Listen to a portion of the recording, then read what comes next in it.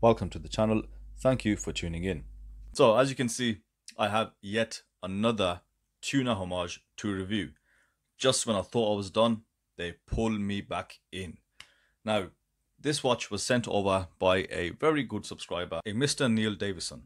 And Neil is a huge fan of Seiko, Citizen, of all the classical dive watches. And Neil has a collection of 400 watches plus, which thank God makes me feel so much better about my collection. Mr. Neil is an avid watch collector. So Neil saw my tuna 1 kilometer tuna video that I did on the Heimdallr. So he wanted to send this Largaz Tuna homage in for me to review.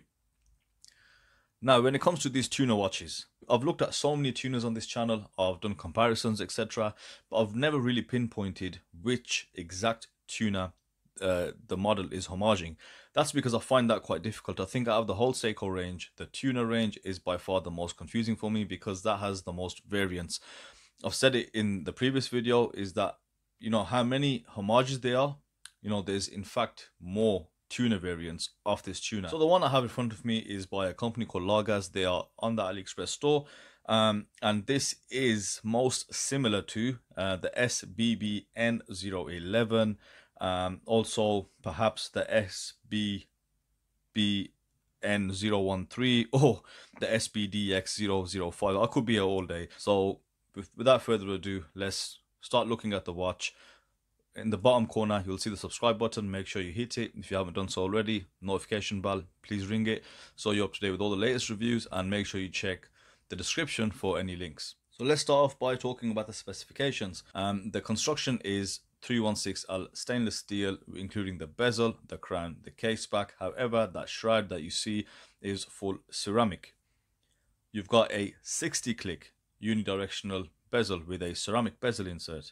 You have a sapphire crystal with no AR coating. You also have a screw down crown, screw down case back, and you also have an NH35 movement which runs this beast of a watch. And you also have 200 meters of water resistance. Let's have a closer look at this dial. Now the dial has a matte finish. As you can see, it's in black. You've got a printed chapter ring. You've got a printed logo underneath the 12, Largaz automatic, and above the 6 you've got professional 200. Now just on either side of the 6 o'clock hour marker, you've got LM57010 in text, which is the model number.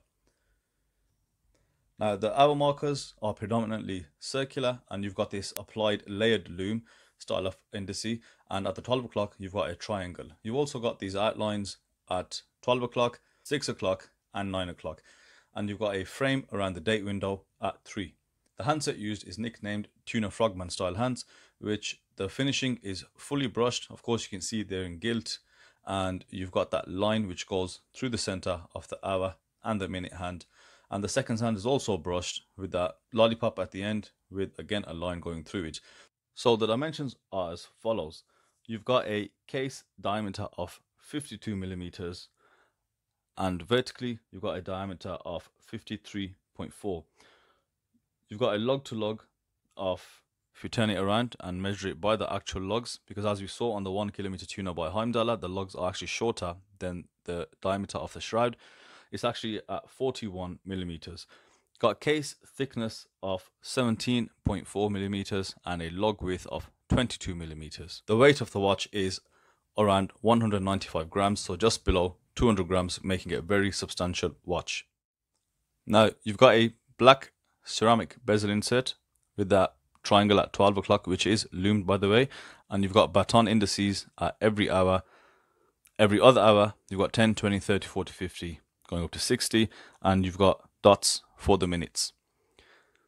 Now, as I mentioned, the sapphire crystal is actually not AR coated, which is quite refreshing, because I think the AR coating is a novelty that is starting to wear off now, because a lot of people do actually prefer to see a dial, you know, in its entirety.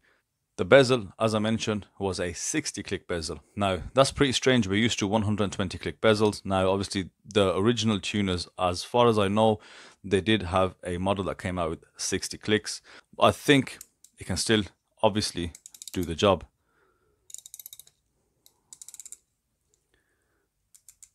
So this does have a very tactile feel. Now I always said it with these tuners, the shroud makes it very, very difficult to rotate the bezel. But you know, we've got to turn it side on and let's hear that bezel.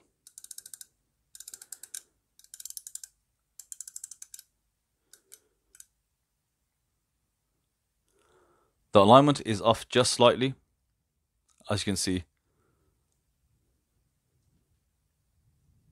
I'd say it'd be off by just under half a click if there were 120 clicks.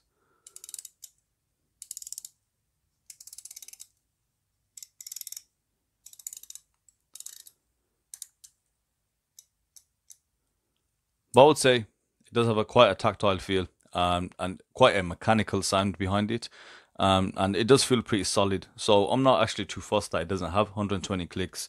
I don't see it as an upgrade, or I don't see it as anything more if one does have 120 or 60, unless if I'm actually going to use this for a diving purpose. Let's have a quick look at the loom. As you can see, the Largaz indeed is a loom beast. We've got C3 super luminova at the 12 o'clock pip on the ceramic bezel, and of course on all the hour markers on the dial and across the hands. You're going to have no issues with longevity, with visibility. This loom is going to last quite a while, and it's again super bright, making it very practical as a dive watch. Now let's try and look at the case. So this watch comes in various colors. When you go to the AliExpress store, which by the way I'll leave a link to it in the description, you'll see it comes in gold, rose gold, black, silver with black ceramic. There's a whole host of variations. I'll put up a picture right now so you can see that clearly. So when we turn the watch around, you've got a PVD case, but you've got a stainless steel case back. Let's have a look at that. Some great detailing. I think this is one of the nicest finished case backs I've seen. Let's have a look at the detailing. You've got specifications around the case back. Largaz water resistant sapphire crystal, 200 meters of water resistance, stainless steel, LHS 7010, going to the model number. And you've got that Seiko-esque wave design, which has been done really well. Circular brushing, so that's been finished to a very good quality. And you've got this PVD style coating, which is around the side. You've got a gold crown, very thick, heavy duty crown, and you've got gold screws that fit in onto this ceramic shroud. So again, not much to the case in terms of finishing and different types of polishing, etc. But you know, it's a tool watch. It's built for a purpose. So let's talk about the case while we're here. Now clearly we can all see that this case, we've seen it on the Heimdallr 1 kilometer tuna, and also if you look at the real tuners, usually this style of case will give you 1000 meters of water resistance. Largaz have opted to go for 200 only. Now I think that might be due to the fact that it's not a monoblock case and you do have a case back here. So you've got this silicone soft rubber accordion style strap. Now I've said it, I've vocalized it, I'm not a fan of these straps. However, I just found it today, they are purpose built. So, you know, usually wetsuits do tend to shrink. So with this accordion style strap, it allows you to, you know, put it on tighter, so you don't have any wobble while you are swimming around. Now, before we do go ahead and open this watch, let's do a wrist shot. And what am I wearing? I'm wearing the Proxima Tuna Homage. Just to scale it, look at the size difference. Huge. So we had a massive problem with the Heimdallr 1 kilometer tuna, which a lot of people did in the comment section say, you know, you can make some modifications, you can use different style of straps. A lot of people mentioned they had to just file down the sides of the strap, but you know, that is quite a bit of trouble to go to just so you can wear a watch. Let's tighten this up. Soft silicone strap, and look at that, 52 mil. You know, for that size, it doesn't look too bad. You'd expect it to look a lot bigger. My wrist is 6.5 inches. But no doubt, it does sit like a fish tank on my wrist. Why am I taking this watch apart? It's not even mine. It's Neil's. So it's just a good example just to show you guys past the surface. A lot of the times you don't see how the internals of the watch are running and how it's been built. Now, what we got to do, we do see a case back. So that's the first thing we need to remove. Let's go ahead, remove that case back.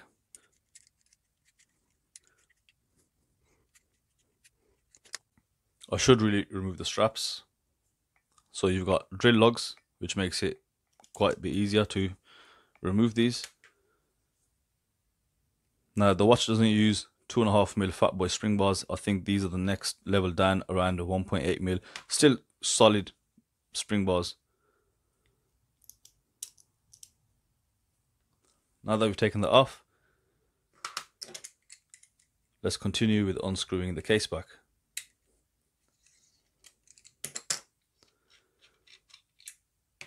Now what you'll notice here, the case back only serves one function, and that is so you can remove the actual stem. You can't actually get the movement out of there. So the design is still like a monoblock, so we'll have to go in from the top to have a look. So let's go ahead and remove that stem. And here we go. Big, hefty crown. So we'll close that back up because we need to go in from the top. But we have the stem out, allowing us to remove the movement.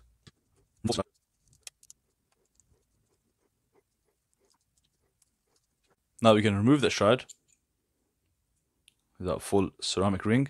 Put that aside. Now obviously gives us better access. Let's play with the bezel a bit more.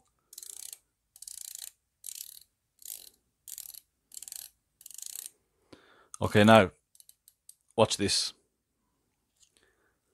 You can literally just pull the bezel off. It's just press fitted, but you know, it's not even difficult. Just literally just pull it off, and it's that shroud that keeps it secure to the case. Now you can see this metal ring here. So now let's look at a couple of waterproofing features. So you'll see there's a gasket on the inside of the bezel, and just look at that machining, very similar to Seiko that you find on their bezels. Again, it's been plated really well, through and through gold.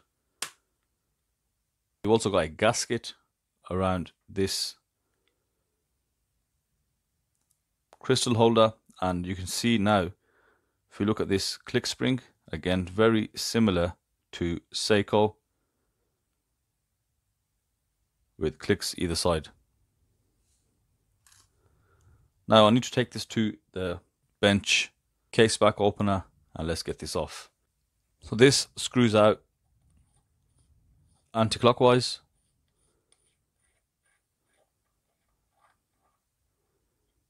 And you put this down face down, and there we have it. Now you'll also see a gasket which goes around the movement. So there's ample waterproofing methods being used by Largaz, and it's been really well built. So you got the chapter ring, which has actually been applied to the dial. Let's have a closer look at that. Fully brushed hands, matte effect, and you've also got a gasket present between that and the crystal.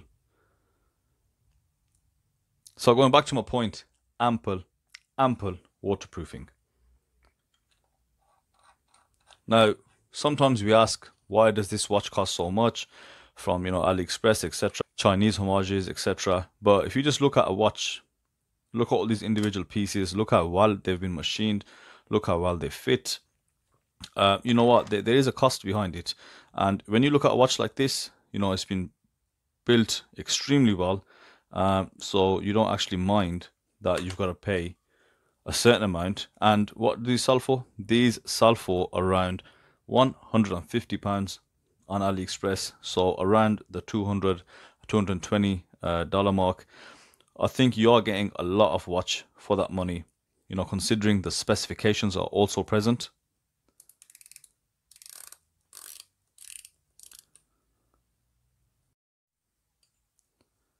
So let's summarize. What do we think? I think it's, in the lineup of tuna homages out there. So we've got SteelDive, we've got Proxima, we've got San Martin, we've got so many others. I think it's definitely a good and welcome addition. And also Heimdallr, and it's something which, it's definitely worth looking at. But you got to bear in mind, because of the size, it's very specific. Yeah, I understand not everyone's going to like it, but I'm impressed by the build quality. And if you are one that does like this watch, you like the look of it, you like how it's been built, etc., then I'll leave the link to the store in the description, and you can feel free to go and get yourself a Largaz Emperor Tuna homage. So that's it for me. I hope you guys enjoyed the video. Just put together slightly differently, just to change it up a bit. If you enjoyed it, let me know your thoughts in the comment section. Let me know your thoughts on the watch as well. And thank you for watching.